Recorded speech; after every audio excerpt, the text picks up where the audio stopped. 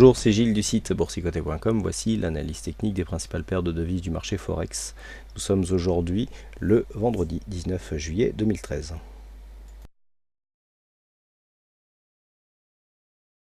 Et nous commençons cette analyse avec l'euro-dollar, donc l'euro-dollar qui continue ici dans sa séance de stabilisation, puisqu'après une forte phase de hausse ici, eh bien, les cours ont continué à osciller dans ce range que nous avions défini hier, donc entre 1,3076 et 1,3180.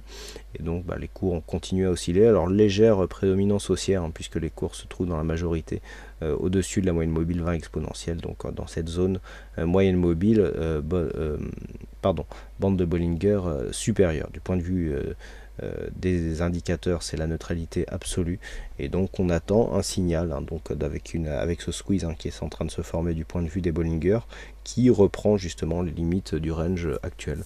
Donc pour l'instant, dans l'attente d'un signal sur cette paire de devises euro-dollar.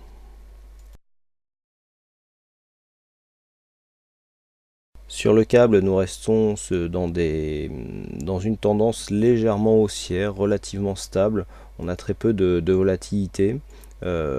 Actuellement, donc, les cours évoluent toujours autour de la moyenne mobile 20 exponentielle. La phase de hausse qui a été constatée le 17 a donné suite, puisqu'il y a eu cassure à la hausse des cours sur cette séance, donc une tendance haussière qui s'affirme avec donc une continuité dans le mouvement. Je rappelle que pour valider réellement la sortie de cette phase baissière qui en prend bien le chemin, eh bien il faudra casser ici ce plus haut significatif à 1,5305.